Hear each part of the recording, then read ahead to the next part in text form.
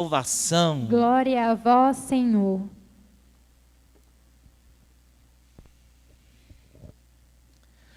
Meus irmãos e minhas irmãs, vocês que nos acompanham também de casa pelas redes sociais, Jesus, ele não vem condenar o mundo, ele vem para salvar. Deus não quer a morte do pecador, mas que o pecador se converta e viva. Hoje nós escutamos 3 ais que Jesus dirige aos fariseus e aos mestres da lei. E nós, quando olhamos este texto, pelo menos para mim, eu penso que quando Jesus está conversando com esses tipos de pessoas, o coração dele compungia, porque ele sentia misericórdia desses mestres da lei e dos fariseus, mas eles tinham um coração muito duro, um coração difícil de ser quebrantado. Achavam que estavam com a razão, achavam que conheciam a Deus, achavam que sabiam os mistérios de Deus, só que eles faziam tudo o que é necessário para serem salvos. O mais triste é isso, mas a intenção que eles traziam no coração era uma intenção tão horrível, tão mal cheirosa, tão podre, que essas atitudes deles perdiam o valor diante de Deus. Jesus olha para eles e diz: ai de vós, fariseus, vocês pagam o dízimo da erva, da hortelã, da arruda, mas vocês esquecem o que é mais importante, a justiça e o amor de Deus. Vocês cumprem as leis para serdes reconhecidos nas praças públicas, para serem louvados pelos homens, não por amor e não por considerar isso um caminho que vos leva a ter a luz da vida. Vocês, fariseus, se parecem com túmulos que as pessoas não veem e que andam por cima. Gente, esse é o pior insulto que Jesus poderia realizar para qualquer um de nós. E às vezes ele está falando isso para nós hoje. Ser um túmulo pelos quais as pessoas caminham por cima significa o quê? A nossa presença, o nosso modo de viver é capaz de destruir as pessoas, é capaz de fazer com que as pessoas participem da mesma morte que nós experimentamos. Eu fico rezando, e essas palavras de Jesus, elas são dirigidas para mim hoje, são dirigidas para nós todos. Quantas vezes a nossa presença, ao invés de comunicar vida, ao invés de comunicar luz, só é capaz de destruir, só é capaz de fazer as pessoas irem ao pecado e desfrutarem de pecados. A nossa presença, quantas vezes é motivo de briga? O modo como falamos, o modo como nos dirigimos aos outros. E rezando essa palavra hoje, eu pedi a Deus: Senhor, transforma meu coração. Eu não quero ser um dissipador da morte. Eu quero ser um promotor da vida. E às vezes, quando eu paro e penso e percebo como as minhas atitudes elas semeiam morte. Como uma palavra maldita, ela semeia a morte. Ela destrói, às vezes, a única gota de esperança que alguém possuía, a minha presença desfaz. Você não se sente assim? E é interessante que os mestres da lei olham para Jesus e dizem assim: Senhor, o Senhor está se dirigindo aos fariseus, mas o Senhor está insultando a nós também. Olha a cara de pau desse povo.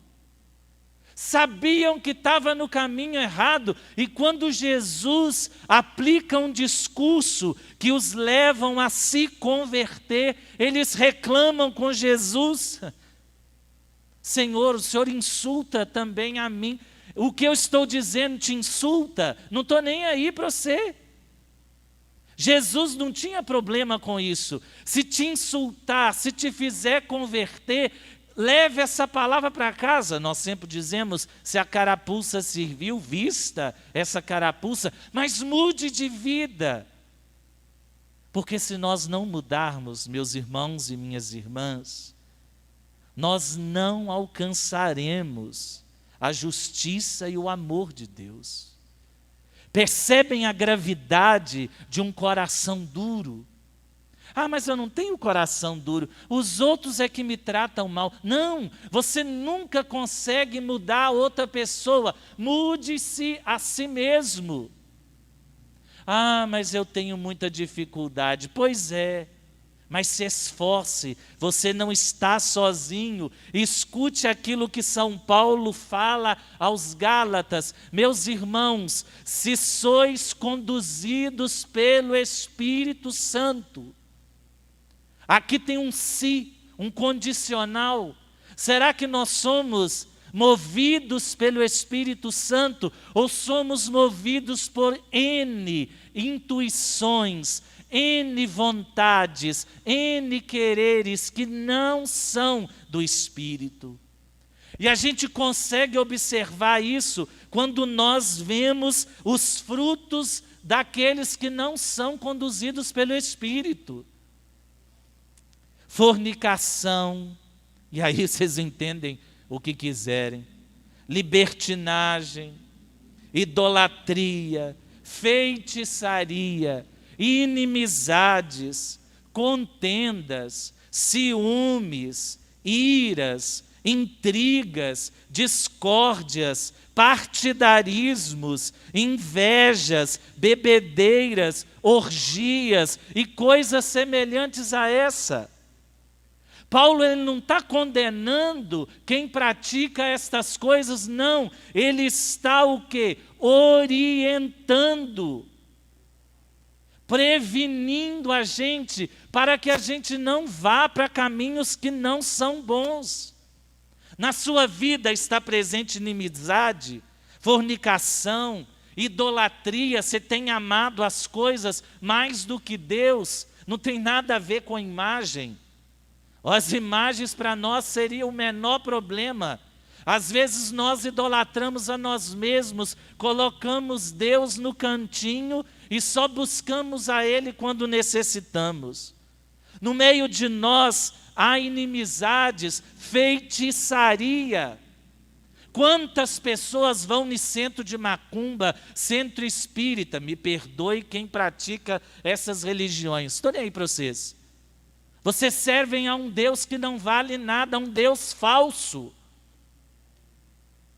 Espiritismo, superstições. Ah, eu vou plantar esse comigo ninguém pode aqui para me proteger. Espera, se você não tiver a cruz de Cristo e um coração contrito e unido a Ele, todo o mal vai entrar na sua casa e vai te arrasar. Como tem feito? Essas obras da carne, elas estão presentes no meio de nós. Partidarismos, facções. Você imagina quantas vezes nós estamos divididos. E hoje em dia, cada um tem sua opinião, não é? E aí você tem que ser politicamente correto e respeitar a opinião de todo mundo. Não, se a sua opinião está errada, eu não tenho que respeitar o erro. Eu tenho que te ajudar a converter. Esse discurso do politicamente correto é horrível, porque ele nos faz afundar ainda mais nos nossos pecados, nos afundar ainda mais naquilo que nós trazemos como maldade no coração. E muitos de nós rejeitam a Deus. Muitos de nós somos indiferentes a Deus. E quando ao sentir isso, meu irmão, a gente tem que bater no peito e dizer: Senhor, muda-me, converte-me, transforma-me. Porque se você for de fato um herdeiro do trono de Deus, do reino de Deus, na sua vida terão os frutos do Espírito. Começa a pesquisar aí no seu coração.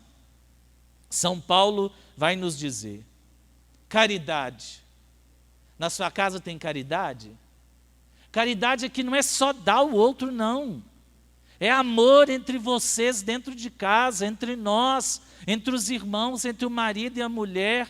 A vontade de ver o outro crescendo nas nossas famílias, com os nossos irmãos. Às vezes o nosso irmão, ele está crescendo e a gente morre de inveja. Aí são obras da carne. Alegria. Quantas pessoas estão invadidas pela tristeza porque só querem fazer aquilo que gostam? Paz. Quanta gente perdeu a paz? Quantas vezes eu perco a paz? Sabe por quê? Porque na nossa vida reina a vontade de querer fazer a nossa vontade. Bondade, lealdade, gente. Como tem faltado lealdade no nosso meio. Quantas vezes eu não sou leal? Quantas vezes ninguém precisa... eu não precisaria assinar papel nenhum, porque eu sou tão leal que eu cumpro a minha palavra. Hoje em dia as pessoas não cumprem as palavras que dizem.